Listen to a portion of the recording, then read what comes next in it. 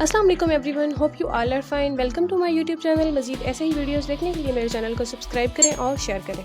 तो चलते हैं फिर हमारे आज के टॉपिक की तरफ, जो है द रोमांटिक पीरियड। ये स्टार्ट होता है 1798 को और 1832 तक रहता है। इस टाइम पीरियड के दौरान जो है इंग्लैंड पे 3 रूलर्स थे, जॉर्ज थर्ड, जॉर्ज फोर्थ और विलियम फोर्थ। तो ये जो एज है स्टार्ट होती है 1798 को with the first edition of Wordsworth और एंड होती है with the first reformation act in 1832। और कहा जाता है कि जो साइंस थे रोमांटिक लिटरेचर के, वो केम इन टू व्यू 1785 को, जब विलियम ब्लेक ने लिखना स्टार्ट किया था सॉन्ग्स ऑफ इनोसेंस के। और जो है इस पीरियड को रिवाइवल ऑफ रोमांटिसिज्म भी कहा जाता है। वो इसलिए क्योंकि रोमांटिक आइडियल्स जो थे एलिजाबेथन पीरियड के टाइम पे, उनको दोबारा से रिवाइव किया गया था। लिरिकल बैलेड्स ने क्या किया, एक जो है ग्रेट चेंज लाई थी लिटरेचर में, सब्जेक्ट और उसके स्टाइल में। Instead of urban people and grand style, लोगों ने किसको प्रेफर किया था, रूरल पीपल को और कॉमन लैंग्वेज को। जो है फिर फ्रेंच रेवोल्यूशन के बाद ये एक्सेप्ट किया गया कि हर जो इंडिविजुअल है वो फ्री है और इक्वली इम्पोर्टेंट है। अच्छा, अब बात करते हैं कुछ इन्वेंशंस की जो इस टाइम पे हुई। स्मॉल इंडस्ट्रीज़ को जो है वो डिसअपीयर हो गई और large industries with huge capital start हुई। मशीन्स को जो है वाइडली यूज़ किया गया, इंट्रोड्यूस किया गया कोल में, आयरन माइंस में, जिसने जो है प्रोडक्शंस को मल्टीप्लाई कर दिया था। स्टीम इंजन यूज़ हुआ था शिप्स में, ट्रेन्स में, और जो ट्रेन फर्स्ट टाइम इंट्रोड्यूस हुई थी वो 1830 में थी।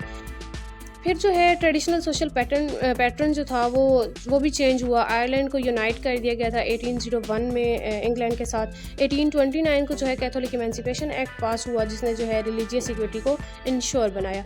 अच्छा, जो मशीन का इस्तेमाल था उससे जो है काफ़ी चेंज आया और काफ़ी लोग जो है जॉबलेस हो गए।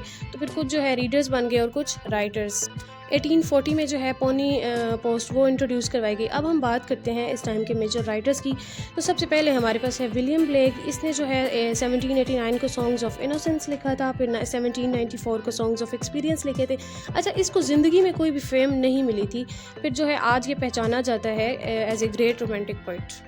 अब हम बात करते हैं मोस्ट इम्पॉर्टेंट पोइट की, जो है विलियम वर्ड्सवर्थ। इसने भी जो है लिरिकल बैलेड्स लिखा था 1798 को, जिसकी वजह से जो है इस एज की इब्तिदा हुई थी। फिर जो है प्रील्यूड लिखी थी 1850 में, और काफ़ी पोइम्स है लाइक टर्टन अबे और काफ़ी कुछ लिखा था। फिर है एस.टी. कोलरिज। ये इसने भी जो है वर्ड्सवर्थ के साथ कोलैबोरेशन वर्क किया था, और इसका जो एक फेमस वर्क है वो है बायोग्राफिया लिटरेरिया 1817 में इसने लिखा था। The rhyme of ancient minor 1798 को, एंड अदर पोइम्स, जो इसका कोलैबोरेटेड वर्क था वर्ड्सवर्थ के साथ। फिर हमारे पास आती है एक रोमांटिक नॉवेलिस्ट, ये है जेन ऑस्टिन। इसको जो है एंटी रोमांटिक नॉवेलिस्ट बोला जाता है इन दी रोमांटिक एज। वो इसलिए क्योंकि इसका जो एटीट्यूड था वो स्टर्न था अगेंस्ट यूथफुल पैशन। तो इसका जो इम्पोर्टेंट वर्क है वो प्राइड एंड प्रेजुडिस है, सेंस एंड सेंसिबिलिटी है, मैंसफील्ड पार्क है, एमा है। ये सारे इंपॉर्टेंट वर्क है और यूनिवर्सिटीज़ के जो है सिलेबस में ऐड है, इनको करना है। फिर है हमारे पास चार्ल्स लैम्ब। ये जो है एसे ऑफ एलिया लिखा, इसने प्रोज वर्क काफ़ी लिखा था, the last essays of Elia. Next हमारे पास है विलियम हैजलिट। इसको जो है एक फेमस क्रिटिक कहा जाता है क्योंकि इसने जो है क्रिटिसिज्म से रिलेटेड ही काफ़ी वर्क लिखा था। फिर है लॉर्ड बैरन। इसने लिखा था the vision of judgement, Don Juan और बहुत से काम लिखे थे जो मतलब ऐसा सच इंपॉर्टेंट नहीं है। फिर है पी.बी. शेले। ये एक बहुत इंपॉर्टेंट पोइट था इस टाइम का। इसको जो है रेवोल्यूशनरी और आइडियलिस्ट बोला जाता है। इसने प्रोमीथियस अनबाउंड लिखा था 1820 में, एडोनिसिस और अदर पोइम्स लिखी थी लाइक और टू वेस्ट विंड और टू स्काई लार्क। तो काफ़ी कुछ उसने लिखा था। इसको वैसे प्रॉफिट ऑफ होप और फेथ भी बोला जाता है। नेक्स्ट है हमारे पास जॉन कीट्स। इसने इंडीमियन लिखा था, हाइपरियन लिखा था, ओड्स लिखी थी काफ़ी, ओड्स टू नाइटिंगेल, और टू ग्रीशियन, और टू आटम। इसने जो काफ़ी ग्रीक माइथोलॉजी को इंट्रोड्यूस करवाया था अपने वर्क्स में।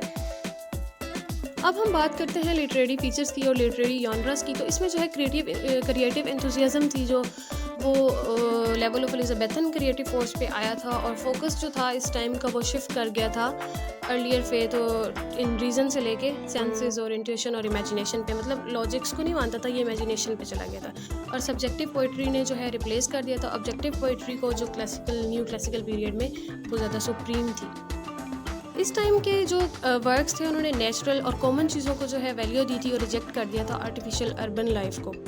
डिक्शन थी जो वो भी कॉमन मैन वाली थी, सिंपल लैंग्वेज थी। आइडियलाइज किया जाता था कंट्री लाइफ को, नेचर को और डिवाइन रेवलेशन को। रोमांटिक पोइट्री ने जो है रिफ्लेक्ट किया था rebellious views against operation, restraints and control. इसने जो है एम्फेसाइज किया था इंट्रोस्पेक्शन पे, मतलब आज़ादी पे, साइकोलॉजी पे, मेलानकली पे और सैडनेस पे। मिथ और सिंबलिज्म जो है वो पीक पे पहुंचे थे। ये मेन जॉनर्स थी जो यूज़ की गई। हर पोइट ने इसी चीज़ को यूज़ किया था। लिरिक पोइट्री जो है उसने डोमिनेट किया था। और वुमेन फिक्शन वो बहुत ज़्यादा फ्लरिश किया था, लाइक मिसेस एन रेडक्लिफ है, जेन पॉटर है, मारिया है, जेन आस्टिन है, ये फ़ीमेल राइटर्स थी इस टाइम पे और उन्होंने काफ़ी अच्छे इम्पोर्टेंट वर्क्स लिखे थे। क्रिटिसिज्म जो है वो इंसेपरेबल बन गई थी लिटरेचर से, और इसमें जो है वर्ड्सवर्थ, कोलरिज, शेले, लैम्ब और हैज़लिट इन्होंने कंट्रीब्यूट किया था। तो आज के लिए बस इतना ही। मज़ीद जानने के लिए स्टे कनेक्टेड।